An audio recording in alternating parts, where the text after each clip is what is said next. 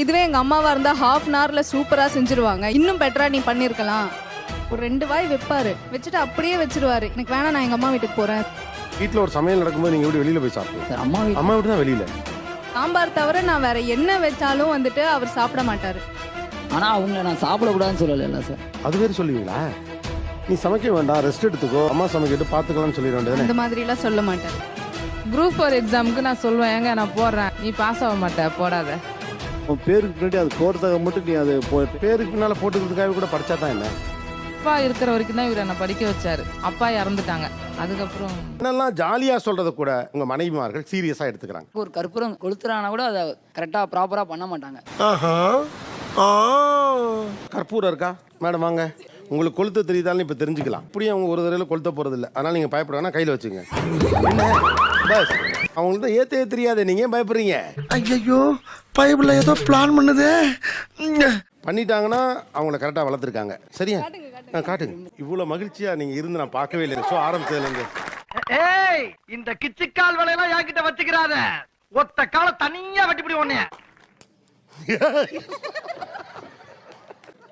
ஒரே ஸ்டேக்கில் பற்ற வச்சுட்டாங்களே.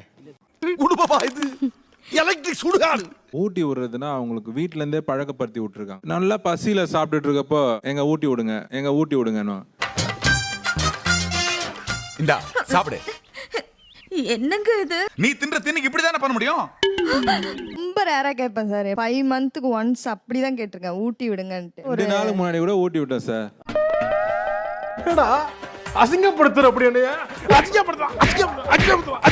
நாங்களும் பசியில இருக்கும்போது அவங்க பிள்ளைங்களுக்கு ஊட்டிட்டு அப்புறம் தான் நாங்க சாப்பிடுறோம். டெய்லி 3 வேளை இந்த வேலையை நாங்க பார்த்துட்டு இருக்கோம். பிள்ளைங்க பசிக்குதுன்னு சொல்றப்ப என் பசியை அடக்கிக்கிட்டு பிள்ளைங்களுக்கு ஊட்டி விடுறோம்ல. சமைக்கும் போதே பாதி சாப்பிட்டு தான் சார் தெம்பா தான் சார் இதுதான் மட்டன் தட்டுறது. இதுதான் எக்ஸாக்டா மட்டன் தட்டுறது. உங்க அம்மா செய்வாங்களா? பாதி சமைச்சே தின்னுவாங்களா? அவங்க அம்மா அங்கதான் இருக்காங்க. எங்க அம்மா வாங்க, சமைக்கலே பாதி சாப்பிட்டுருவீங்கிறாப்ல. போய் சொல்றா. அவ்வளவு பொய் பொய் பொய் பொய் பொய் பொய். என்ன பண்ணணும்? பொய் சொல்ற பிள்ளைய மன்னிச்சு விட்டுறலாம். இதனாலதான் அவங்க இன்னும் சொல்லிட்டு இருக்காங்க இதை. பெண்கள் வயிறார மனசார சாப்பிடுறது எவ்வளவு ரேரா நடக்கிற விஷயம். அவர் சாப்பிட்டு போய் படுத்துருவாரு. நான் இவளுக்கு ஊட்டிட்டு தூங்க வச்சுட்டு அதுக்கப்புறம் தான் போவேன். டீ டைம் வந்துருச்சுன்னா ஓகே, டீயை குடிச்சிட்டு நைட்டு கூட சாப்பிடலாம், அந்த மாதிரி டக்குன்னு போயிடுவேன். அப்படியே சென்டிமெண்ட் ஓவரா இருக்கு. ஃபர்ஸ்ட் மார்னிங் எழுந்து காஃபி நம்மளால வந்து பீஸ்ஃபுல்லா முடியாது. அதுக்குள்ள பாப்பா எழுந்துரும். ஒரு கண்ண மூடுறான தவிர தூங்க மாட்டாங்க. அவனை வச்சுட்டு நம்மளால காஃபி போட முடியாது, இவரையும் எழுப்ப முடியாது, தூங்கிட்டு இருப்பான். பேசிட்டு இருக்கும்போது இடையில ஐயாவா வாடா வாடான்னு எதுவும் சொன்னியா? ஃப்ளோல ஏதாவது வந்திருக்கும். ஃப்ளோல கெட்ட வார்த்தை கூட வரும் சில நேரத்துல. பாப்பாவை நெட்ல போட்டு மொத்தமா அடைச்சிட்டு காஃபி குடிக்கிறதா இருக்கு. இதே அம்மா வீட்டுக்கு போனா அம்மா பாப்பாவை பார்த்துப்பாங்க, காஃபியும் கையில கொடுத்துருவாங்க நம்மளுக்கு. ஏன் அவங்க விளையாட்டுக்கு சொல்றது நீங்க சீரியஸா எடுத்துக்கிறீங்க? விளையாட்டுக்கு சொல்ற மாதிரி இருக்காது சார். இதுவே எங்க அம்மாவா இருந்தா ஹாஃப் அன் ஹவர்ல சூப்பரா செஞ்சிருவாங்க. இன்னும் பெட்டரா நீ பண்ணிருக்கலாம் அப்படின்றாரு. இதுதான் தவறான விஷயம். அது நல்லா இல்லைன்னா நம்ம அப்படித்தானே வெளிப்படுத்த முடியுது. உனக்கு இட்லில எதுல கம்மியா இருந்தது? இனிப்பு கம்மியா இருக்க?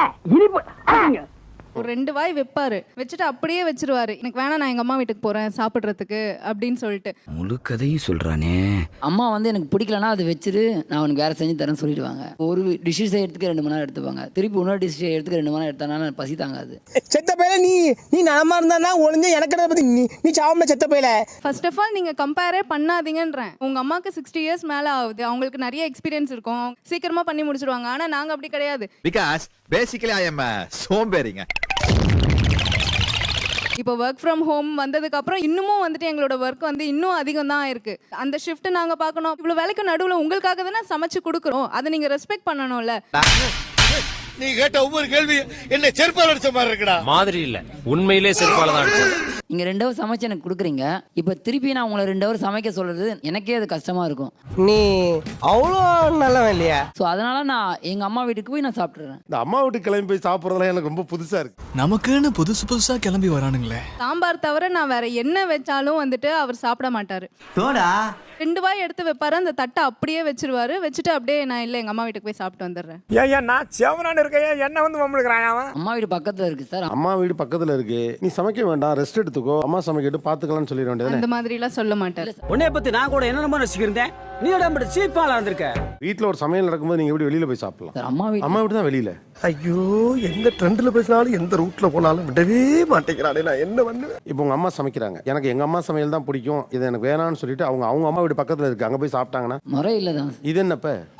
உனக்கு வந்தா ரத்தம், எனக்கு வந்தா தக்காளி சட்னி. ஐயால முட்டிக்கிட்டு மோதிக்கிட்டு ரத்த கையில அடிக்கிறேன், உனக்கு தக்காளி சட்னி. ஆனா அவங்கள நான் சாப்பிடக்கூடாதுன்னு சொல்லல சார். அது வேற சொல்லுவீங்களா? ஐயோ, இன்னைக்கு பூரா வண்டி ராங் ரூட்லயே போய்கிட்டு இருக்கு.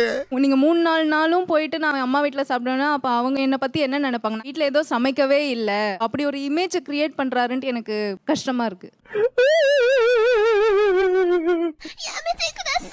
நல்லா இருக்கா இல்லையா நான் எங்க அம்மா வீட்டுக்கு போறேன், அது ஒரு பிளாக்மெயில் மாதிரி இருக்கு. இன்னும் கொஞ்சம் நல்லா பண்ணலாம், இன்னும் கொஞ்சம் நல்லா பண்ணலாம், அது கொஞ்சம் கொடுத்துட்டே இருக்கீங்க அவங்களுக்கு. அதுல அவனுக்கு ஒரு டென்ஷன், நமக்கு ஒரு சந்தோஷம், அவ்வளவுதான். அம்மா வந்து எனக்கு எப்பயுமே எந்த ஒரு குழம்பு வச்சாலும் ரசம் டிஃபால்ட்டா இருக்கும். ரசம் நான் இவருக்காக வைப்பேன். அது சாப்பிட்டுட்டு என்ன பண்ணுவாருன்னா, நாய்க்கு ஊத்தாத, குழி தோண்டி புதைச்சிரு, அது சாப்பிட்டா அது செத்துரும் அப்படின்னுவாரு. அவங்க நல்லா பண்ணியிருக்கும் போது நான் நல்லா பண்ணியிருக்கேன், எங்க அம்மா இந்த மாதிரி செய்ய மாட்டாங்க, நீ நல்லா பண்ணியிருக்கேன், அதுவும் நாங்க சொல்றோம். அது அம்மாட்ட சொல்லிருக்கீங்களா? சொல்லியிருக்கேன் சார். என்ன சொன்னீங்க அம்மாட்ட? அப்படியே சொல்லுங்க. ஐயோ, பைபிள்ல ஏதோ பிளான் பண்ணுதே. ஜெயிச்சு வச்ச மட்டன் குழம்பு உன்னோட மட்டன் குழம்பு நல்லா இருந்ததுமான்னு சொல்லுவேன். எப்படி சொல்லக்கூடாது? நீ என்னமா குழம்பு வச்சிருக்க? என் பொண்டாட்டி எப்படி வைப்பா தெரியுமா? இதை கீழே கூட கொட்டிடாத, நாய் சாப்பிட்டு செத்துரும், மண்ணுக்குள்ள ஊத்தி புதைச்சு, அப்படிதானே சொல்லணும்.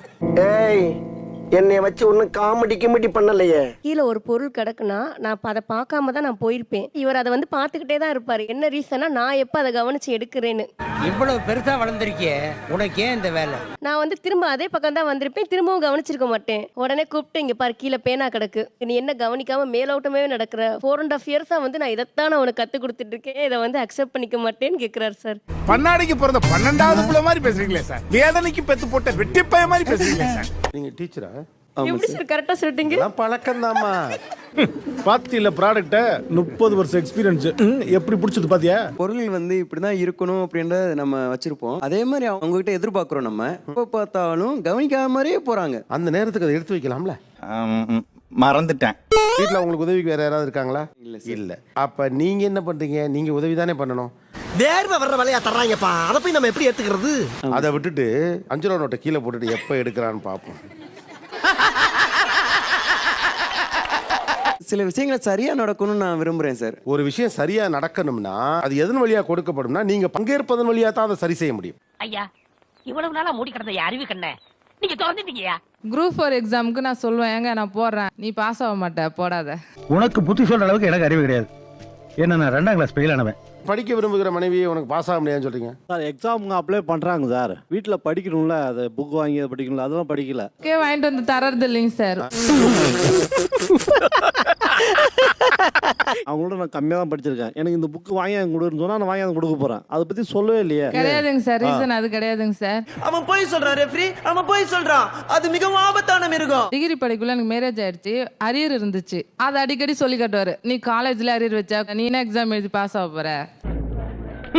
கிருத்தரம் புடிச்சன. போயிருந்தா பாஸ் ஆயிருந்திருப்பான், போல அதனால ஃபெயில் ஆயிட்டேன். என்னால முடியும் அப்படின்னு சொல்லுவேன், இல்ல நீ அரியர் வச்ச, உன்னால முடியாது, அடிக்கடி அதை சொல்லி காட்டுவாரு. சிரிக்கிறானி வெக்கமா இல்ல? என்ன பண்ணா நீங்க பாஸ் பண்ண முடியும்? நான் பாஸ் ஆயிட்டேன் சார். பாஸ் ஆயிட்டீங்க? பாஸ் ஆயிட்டேன். அதான் பாஸ் ஆயிட்டாங்களே, ரொம்ப சந்தோஷம். அரசுல கூட இப்ப பிஏ இங்கிலீஷ் போட்டாங்க சார். போதும், நீ ஒன்னும் படிக்க வேணான்ட்டு இப்ப பணம் கட்டல அவரு. என்ன ஃபீலிங்ஸ்? உன் பேருக்கு பின்னாடி அது போறதுக்காக மட்டும் நீ அது போட்டு பேருக்கு பின்னால போட்டுக்கிறதுக்காக கூட படிச்சா தான் என்ன வந்து இப்ப நான் என்ன உங்கள்கிட்ட சொல்றது?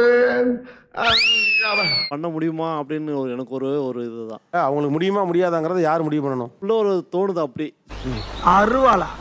அருவா அப்ப தேவைப்படாது, தேவைப்பட்டா பின்னால வாங்கிக்கிறேன். எங்க அப்பா இருக்கிற வரைக்கும் தான் இவர் என்ன படிக்க வச்சாரு. அப்பா இறந்துட்டாங்க, அதுக்கப்புறம்